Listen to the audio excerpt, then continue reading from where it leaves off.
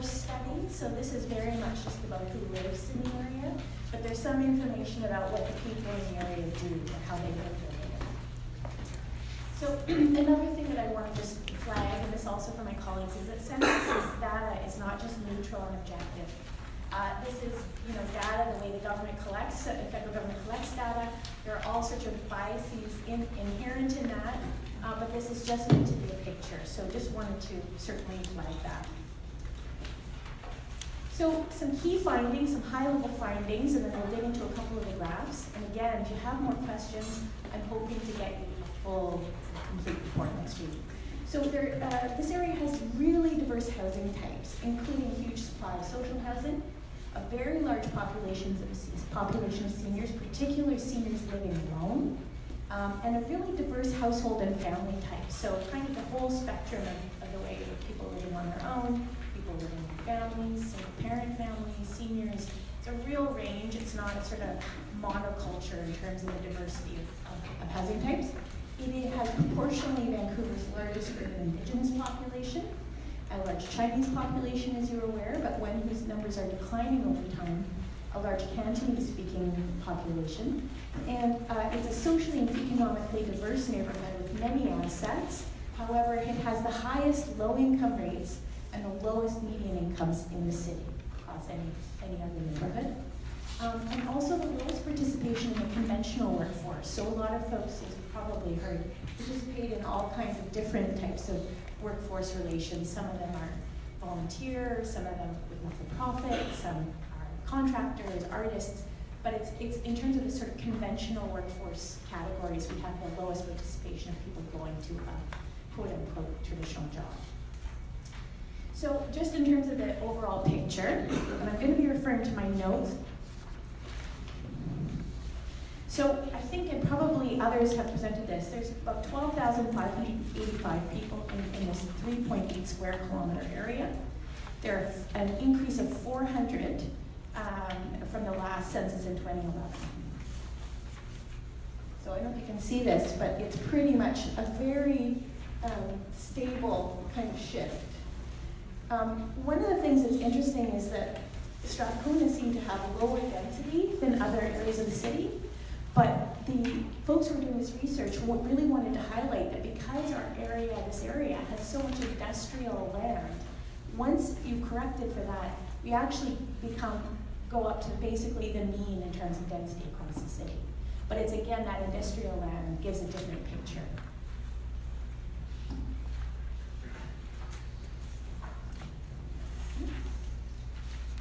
Following along.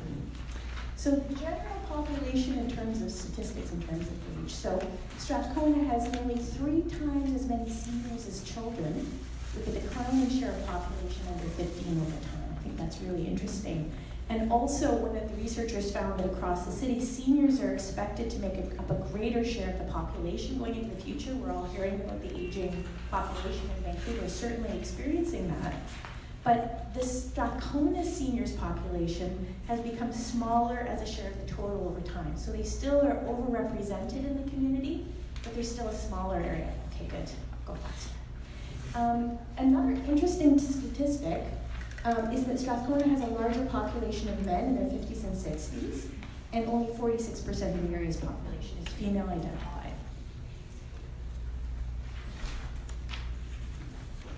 So identities are really important to understand, but again, the complexities related to the census data are there, but there's a lot of interesting information to let you know. So what we're seeing is that the graphs here show the top 10 self-identified cultural origins reported by residents in Strathcona. So Chinese, English, Canadian, Scottish, and Irish were the groups most commonly identified. Stats Canada has a category called visible minority, which is really problematized by a lot of researchers. It's kind of a declining use, and it's really, in terms of community, it's not always used, but it's how they use to identify folks who identify as being in a non-white or non-Indigenous category in terms of their culture. So that's really interesting to understand because it's useful in understanding sort of racialized populations in the city and in this neighborhood in particular. So in Strathcona, 2,900 residents represent themselves as being part of the Chinese visible minority, making up the largest visible minority group.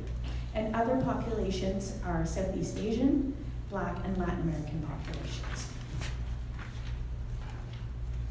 So I think it's interesting to see here that those who identify as having Chinese ethnocultural origin are declining over time.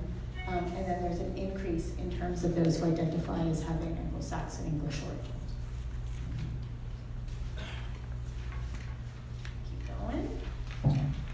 Population with mother tongue other than English, 39% in Strathcona identify as having a non-English mother tongue. And then you can see that some of the, at the far end here, we have Victoria Fraser View with 69% and the Kitsilano with 24%, so we're somewhere in the middle.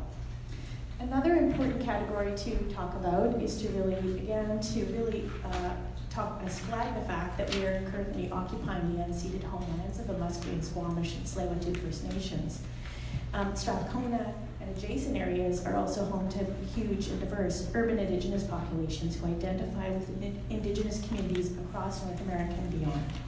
So again, our census has a lot of limitations in terms of the validity, reliability, and relevance to Indigenous communities. But again, this provides a picture to help you understand who lives in the neighborhood. So we need to supplement these with other forms of information, but I think there's some interesting information to understand here. So based on the 2016 census, there are 1,000 folks who identify as having urban Indigenous heritage. That's 10% of Strathcona's population Indigenous, compared to 2.4% across the city of Vancouver.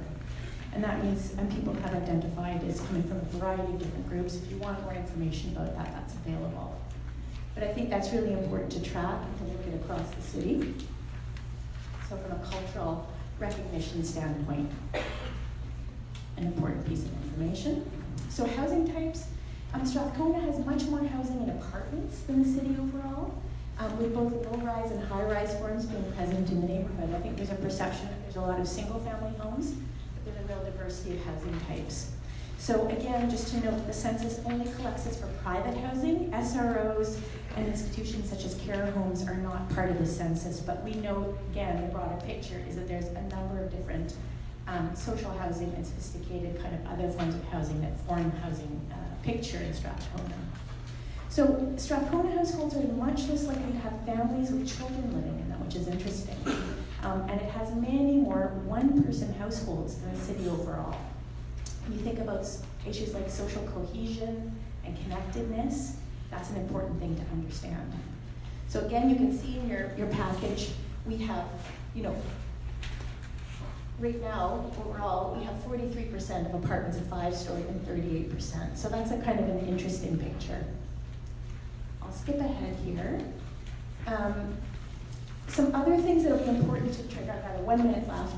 The proportion of commuters using sustainable transportation modes in Strathcona is among the highest in the city. So we know from the census tract that 2/3 of people living in the neighborhood are commuting to, if they have a usual workplace, they're using vehicles other than a car. We know that there's a high concentration of artists and cultural workers who live in the community. And that really important, again, to kind of complete the picture where we're talking about cultural identity, that Strathcona has been and is home to many important cultural communities in the city, including Indigenous folks, Chinese, Black, and Japanese residents. And many have experienced displacement and racialized violence over the years. So there is a history of displacement in the neighborhood that, again, is part of that picture. Those. Okay.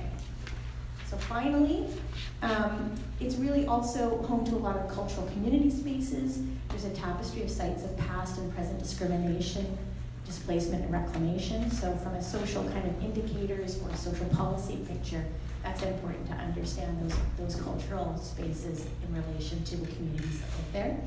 And its social and economic history is reflected in the infrastructure, the housing, and the services that support people who live there. The last point I'll leave you with is that the neighborhood, as we have affordability issues across the city, affordability and pressures across the city are looking at basically pressures on the neighborhood in terms of displacement of those who are housed there. So that's it. Great, thank you.